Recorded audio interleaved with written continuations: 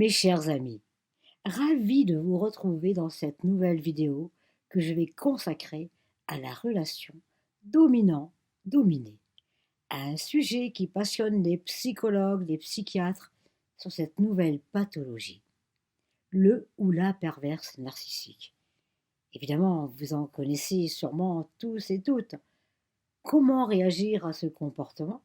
S'abandonner soi-même au profit de l'autre pour ne pas être abandonné. Heureusement, il existe des relations d'amour véritables. Alors écoutez ce qui suit avec bienveillance, lumière, paix et joie. Et au plaisir de vous retrouver sur d'autres sujets aussi passionnants.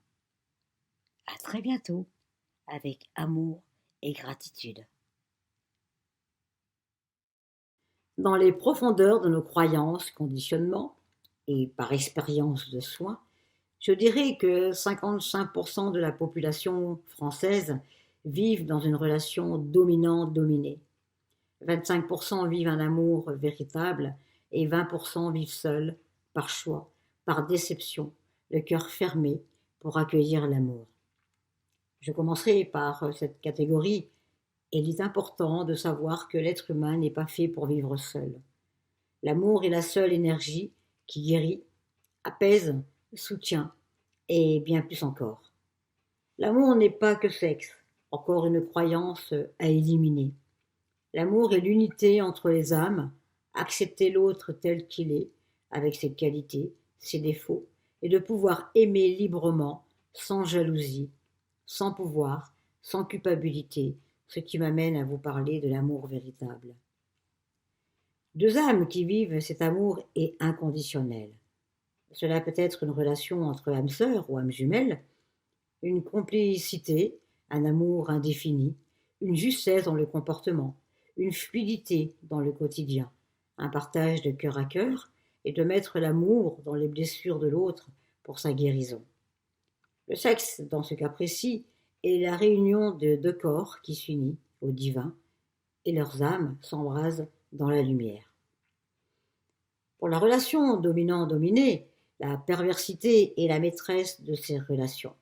La dépendance affective prédomine ces couples, le contrôle, la jalousie, la possession, le pouvoir pour le dominant. La culpabilité, l'abandon de soi, la lâcheté, la faible estime de soi, la soumission, accepter l'inacceptable, la survie pour le dominer, souffrant évidemment de dépendance affective, une condition psychologique très douloureuse, très difficile à vivre, que le sujet a beaucoup de mal à reconnaître et à accepter. Il se perçoit constamment et uniquement par le biais de l'autre, ce qui rend difficile la construction de son identité propre et d'une relation saine. Les dominants et les dominés ont un point commun, la peur d'être abandonnés. La relation qui s'installe entre ces partenaires s'organise donc autour d'une dépendance mutuelle où la perte d'équilibre n'est jamais très loin. L'abus de pouvoir rend malade les deux partenaires.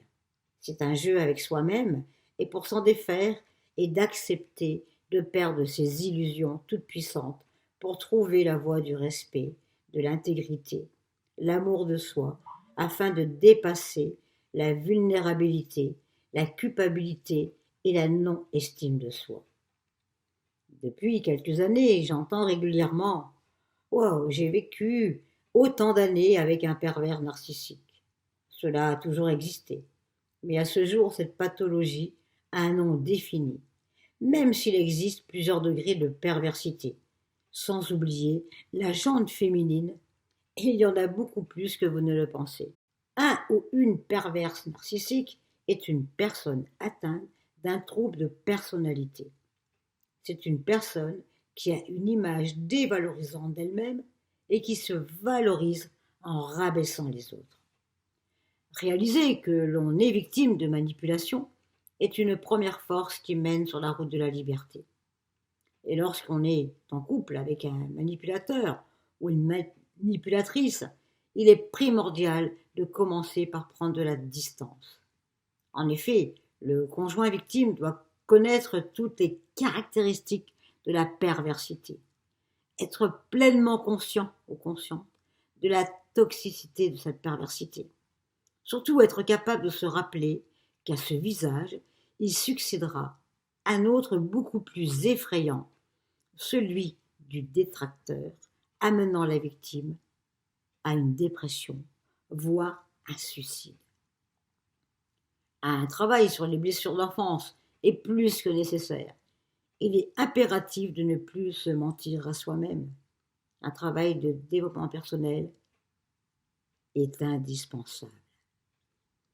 Les nouvelles énergies du moment nous demandent de synchroniser notre être humanisé à notre âme divine, sous peine de souffrance irrémédiable.